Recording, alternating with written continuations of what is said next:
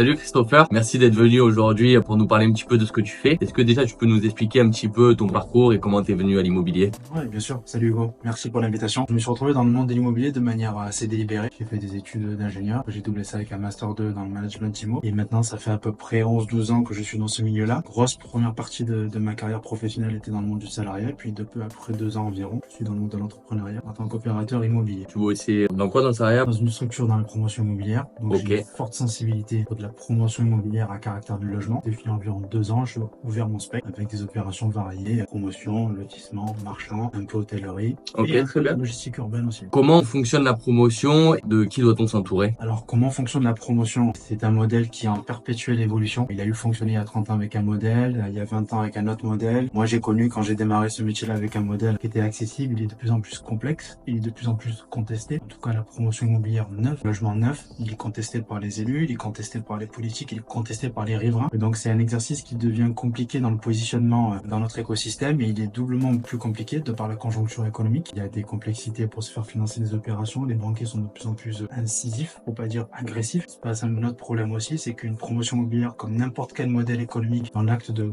faire de la promotion ou de faire du marchand, il faut une sortie commerciale. Cette D'accord. sortie commerciale, elle est extrêmement devenue compliquée. Les promoteurs ont un réflexe depuis à peu près 1 an, voire 2 ans, de faire ce qu'on appelle de la vente en bloc. Donc, c'est-à-dire, c'est de trouver un client Un investisseur ou un client, pas ou un forcément. client? Ça peut être un D'accord. investisseur, mais c'est pas nécessairement un investisseur. Généralement, le modèle assez classique que l'on voit, mais qui est en train d'arriver à bout de souffle, et c'est là où je pense que les plus gros acteurs de la promotion doivent se poser de sérieuses questions, c'est que le client classique est le bailleur social, avec des caractéristiques d'achat à la sortie. Néanmoins, le bailleur est en train d'absorber une quantité significative de produits et va avoir du mal à continuer à en absorber autant dans les mois et dans les années à venir. Donc, que Ok. va devenir véritablement le modèle qu'on a créé depuis à peu près 2 ans, c'est-à-dire vente en bloc auprès d'un bailleur. Si on Ok. ne veut plus faire ça, qu'est-ce qu'il faut faire pour l'instant? C'est pas si simple que ça. Du coup, sur 200 lots, un investisseur ou une personne va pouvoir en acheter combien de la promotion en bloc, justement? Ça va être la moitié, le tiers, une cinquantaine, une vingtaine. Après, ça va partir aux autres particuliers. Comment ça se passe? Alors, dans le temps, il y a 10 ans, ou il y a entre 5 et 10 ans, je t'aurais répondu que sur 200 lots, il y a à peu près un tiers qui serait parti au bailleur et le reste à la découpe. Il y a une diminution significative par rapport aux ventes qui sont faites aux particuliers. Alors, je vais te répondre dans l'autre sens, c'est qu'il y a 2-3 ans, les prix se sont envolés à des zones assez irrationnelles et qui étaient vraiment décorrélées du prix réel des valeurs vénales des biens. Aujourd'hui, pour revenir au modèle dont on est en train de parler depuis quelques minutes, la vente en bloc, nécessairement, comme tu as un seul investisseur, tu as des frais qui sont moindres. Comme c'est un achat beaucoup plus massif, nécessairement, le prix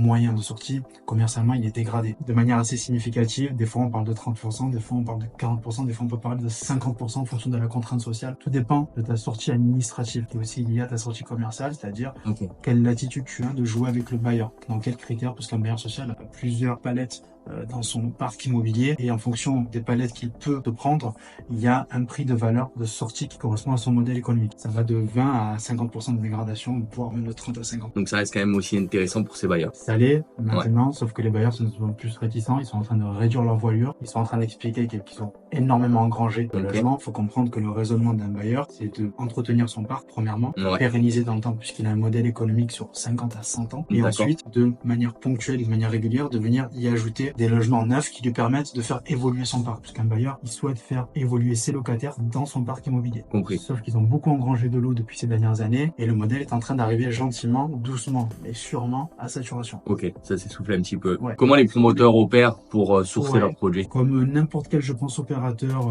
dans le monde de l'immobilier, avec peut-être un peu plus de cave et de canevas qu'on peut le trouver chez un marchand de biens. Il y a forcément nécessairement des apporteurs qui sont généralement des électrons libres qui sont en dehors d'une structure. Après, à l'intérieur d'une structure, il y a ce qu'on appelle des prospecteurs fonciers ou des développeurs fonciers qui, eux, une fois que la matière potentiellement grise est arrivée dans les filets de la structure, vont analyser et voir le potentiel de constructibilité qu'il y a sur la parcelle. Ce qui permettra par la suite de potentiellement générer une valeur vénale du terrain. À quelle marge on peut s'attendre dans la promotion? On entend un petit peu de tout, 5%, 10%, 20%, 30%. Quelle est un petit peu la moyenne et à quoi on peut s'attendre? Déjà, si on arrive à générer une marge, c'est déjà beau. En fonction de la structure qui va regarder un produit, en fonction d'une stratégie politique, des grands groupes peuvent parfois aller sur un dossier, négliger une marge au détriment détriment d'honoraires en interne pour se positionner sur un produit nouveau, pour donner une dynamique au groupe, ou de donner un signal vis-à-vis des confrères. D'autres, peut-être promoteurs avec des frais plus légers, une structure plus légère, peuvent se permettre d'aller chercher des marges qui vont peut-être osciller au plus bas de 5 et à 20%. Pour toi, comment le métier de promoteur va évoluer dans les années à venir? Maintenant, je suis en plein dans le sujet. Comme je te disais en préambule, j'ai pendant à peu près 10 ans été salarié d'une structure de promotion immobilière. Je l'ai vu, je pense, le modèle qui m'a permis d'acquérir des données, mais qui m'a permis aussi de montrer des carences dans le devenir d'un promoteur. Je m'efforce, à titre personnel, d'être au contact sans arrêt des élus qui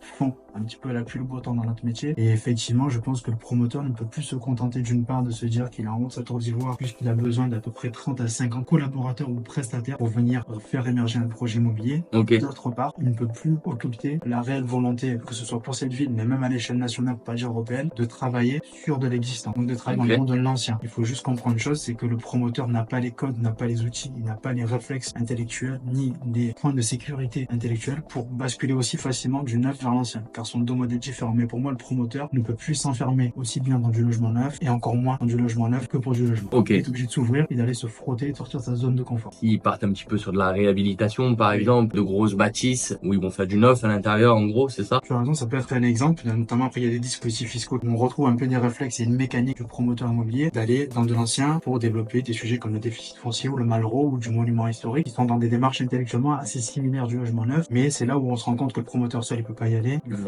ou un marchand avisé sur des sujets comme ça, ou ce qu'on appelle vulgairement un porteur de projet, donc quelqu'un qui détient un foncier ou qui veut se rémunérer dans le cadre d'une acquisition d'un foncier pour permettre au promoteur de venir faire une joint venture avec lui et à deux de faire émerger un projet dans l'ancien. De faire l'opération. Ok, très bien. Pour se lancer en tant que promoteur, quels seraient tes conseils? Je sais que c'est assez compliqué dans la durée, c'est-à-dire qu'une opération de promotion, on va pas en parler, elle met 2 ans et demi, 3 ans à immerger de terre. Quand est-ce qu'ils vont arriver à se rémunérer, ces promoteurs? Comment ça se passe pour quelqu'un qui débute dans l'activité? Donner des conseils, ça serait très présomptueux de ma part. La seule chose que je peux faire, c'est parler de ma toute petite expérience. Maintenant que j'ai à peu près 2 ans de recul, j'ai moi-même décidé de voler de mes propres ailes. Les 2 raisons qui m'ont incité à vouloir voler de mes propres ailes, c'est d'être extrêmement bien entouré. Et quand j'ai extrêmement bien entouré, c'est pas uniquement connaître du monde, c'est connaître des gens pour lesquels on a identifié leur valeur ajoutée, qui viennent combler ses propres carences. Et d'autre part, des gens qui ont aussi une capacité financière à nous aider quand on souhaite se positionner sur des sujets qui nécessairement qui demandent beaucoup d'argent. Tout de suite, on est dans des proportions de plusieurs centaines de milliers d'euros, voire plusieurs millions, en fonction des typologies de terrain qu'on souhaite se positionner. Et l'autre sujet, je pense que c'est compliqué de se lancer tout seul si on n'a pas vécu par le passé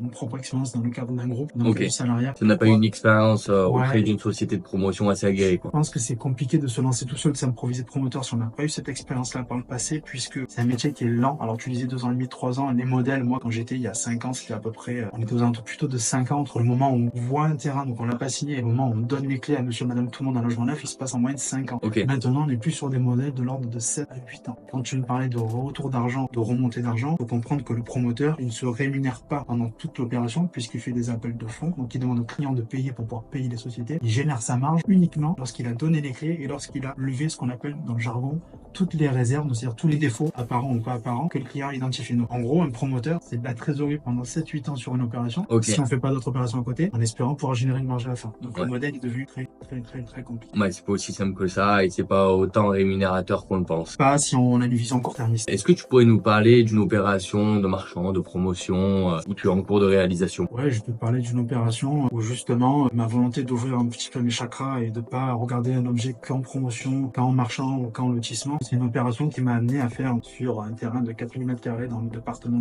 des Bouches-du-Rhône, proche de Marseille, sur une commune qui a une profondeur de marché assez intéressante que j'ignorais par le passé. Je n'avais jamais eu à travailler sur cette commune-là. On n'est pas loin du Pays d'Aix et je me suis rendu compte que une simple maison sur un terrain de 4000 m² avec mis en face des sujets de problématiques, donc forcément de propriétaires avec donc un affect, une valeur vénale compliquée. D'autre part, un gros terrain, donc il y avait un potentiel valorisable en dehors de la maison ou avec la maison, mais enfin en tout cas on pouvait travailler en mode un petit peu marchand plus, avec en effleurant un petit peu le côté du lotisseur. Et on s'est vite rendu compte lorsqu'on est allé discuter avec les élus et le maire en personne de la commune qu'il y avait une volonté de la mairie de se servir de ce sujet-là pour venir valoriser les besoins de la commune. Donc on sait comprendre les intérêts de tout le monde, quoi. Ouais, c'est exactement ce que je veux dire, c'est qu'à un moment donné, je pense qu'on vit dans un monde en fonction des sujets que l'on a à traiter, ou parfois de regarder que avec une seule lecture peut vite nous faire perdre une affaire. Je te remercie pour ton temps et nous avoir fait part un petit peu de ton expérience dans la promotion. C'est moi qui te remercie pour l'invitation et bon vent et bonne continuation à Skyler.